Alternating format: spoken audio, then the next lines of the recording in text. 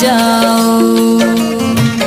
ममतामयी माँ हे जगदम्बे, मेरे घर भी आ जाओ।